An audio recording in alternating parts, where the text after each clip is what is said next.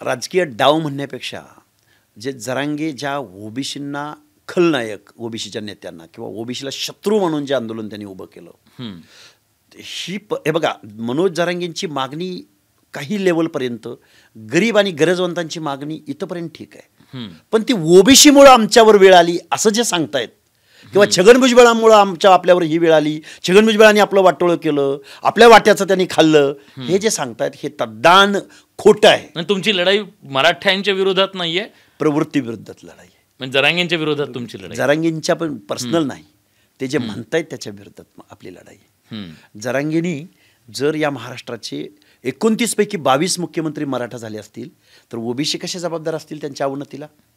महाराष्ट्रामध्ये 200 कारखान्यापैकी जर 90% कारखाने हे मराठ्यांच्या मालकीचे असतील तर त्याला ओबीसी कसे जबाबदार? आजपर्यंतच्या महाराष्ट्राच्या बजेटरी तरतुदीमध्ये दर वर्षाचं जे बजेट सँक्शन होतं त्या बजेटमध्ये 100%पैकी 1% बजेटरी तरतूद, 1% सुद्धा बजेटरी तरतूद जर 50 ते 60% ओबीसीना होत नसेल तर त्याला ओबीसी कसे जबाबदार असतील? आणि ओबीसीने काय खाल्लं असेल मराठा समाजाचं? या प्रश्नाची, वास्तव प्रश्नांची उत्तरं ना जरांगेने दिली, ना जरांगेच्या सल्लागारांनी दिली, ना शरदचंद्रजी पवारांनी दिली, ना इथल्या आमदार खासदारांनी दिली. शरदचंद्रजी पवार मी सारखं नाव घेतोय कारण त्यांचा प्रभाव महाराष्ट्राच्या राजकारणावर आहे. कुठल्याही पक्षातले आमदार असोत, खासदार असोत, कारखानदार असोत, ते शरद पवारांना कुठल्याही पक्षात असले तरी त्यांना नेतृत्वच मानतात. त्यांचेच कधी काळी चेले चपाटे राहिलेली ही माणसं आज वेगवेगळ्या पक्षामध्ये सत्तेमध्ये बसलेली आहेत. म्हणून मी पवार साहेबांचं नाव घेतो कायम. पृथ्वीराज बाबा चव्हाण सुद्धा जरांगे पाटलांना जाऊन भेटतात, पण राहुल गांधींची भूमिका आहे की ओबीसींची जातनिहाय जनगणना झाली पाहिजे, ओबीसीला सोशल जस्टिस मिळाला पाहिजे.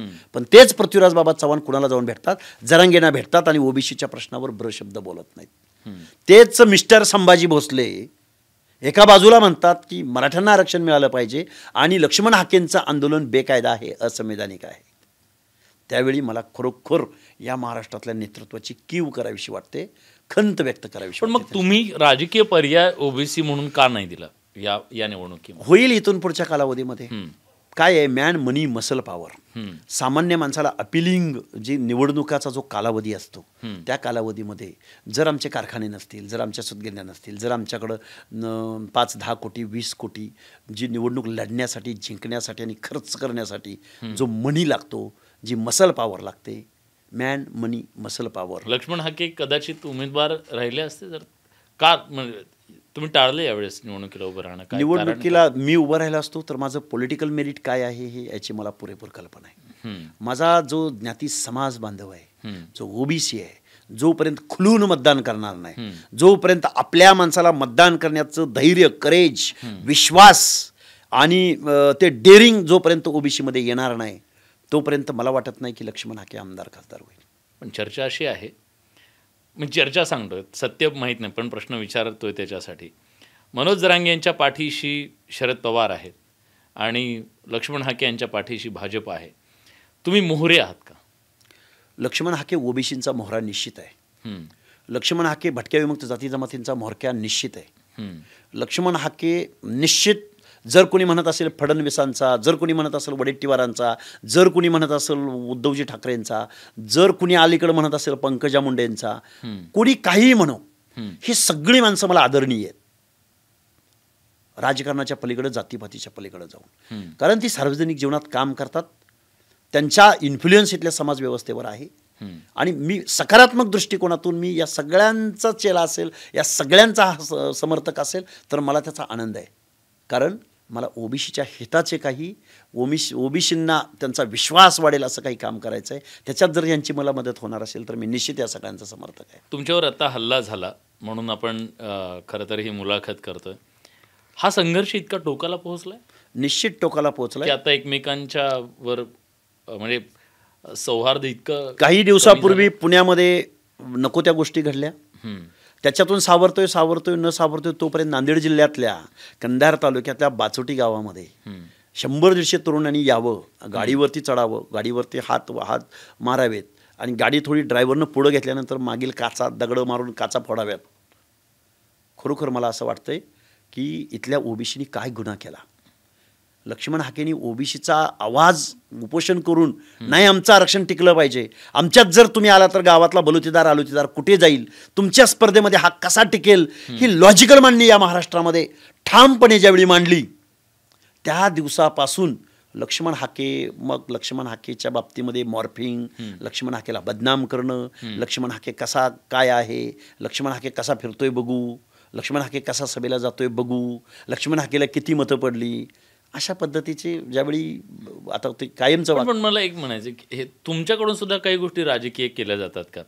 आता ज्या विचाराला, ज्या मागणीला तुम्ही विरोध करताय, स्वाभाविकपणे त्याच्यातले काही लोक येऊन तुमच्यावरती अटॅक करत आहेत, तुम्ही डायरेक्ट त्याचं मनोज जरांगेशी संबंध जोडणं, ह्याला काय लॉजिक काय?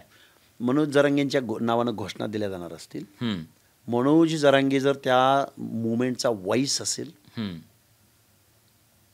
तर त्याचं श्रेय बाय डिफॉल्ट त्या चळवळ लढणाऱ्या नेतृत्वाकडेच जातं ना. ते बिचारे, त्यांना काय, त्यांचं माझं काय, जमिनीला जमीन आहे, बांधाला बांध आहे, मी त्या गावातला आहे, 700-800 किलोमीटर मी त्या रनिंग तोडून मी त्या तिकडं गेलोय प्रचाराला. त्या बिचाऱ्यांचं माझं वैर नाही ना. वैर आहे ते मुवमेंट लढणाऱ्या, त्या बेकायदा मागणी करणाऱ्या त्या नेतृत्वाशी आहे ना.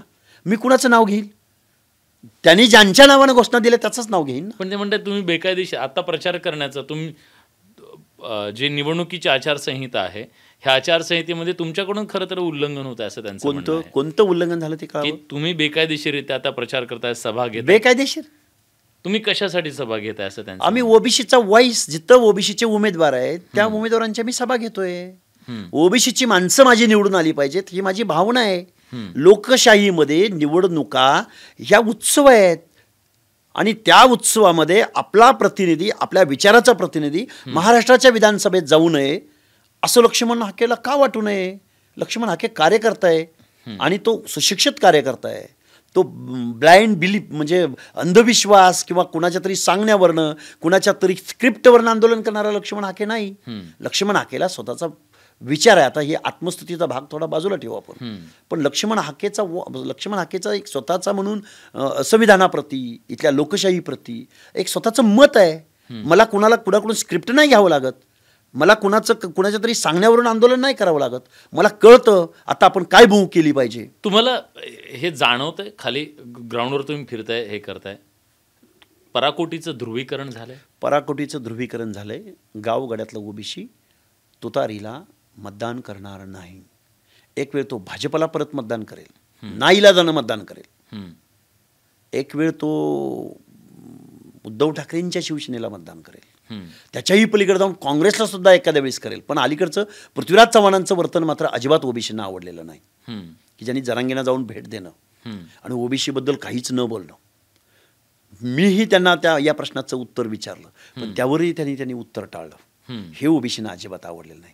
आपली लोकं पाडली जात आहेत, आपली लोकं टार्गेट केली जात आहेत, आपली लोकं बदनाम केली जात आहेत, आपल्या लोकांवर हल्ला होतोय, हे त्यांच्या लक्षात आलंय. ओबीसींच्या कुठल्याही मतदारसंघात, मराठवाड्यातल्या 8 जिल्ह्यामध्ये ओबीसी मधला 70% ओबीसी हे महाविकास आघाडीच्या विरोधामध्ये मतदान करेल.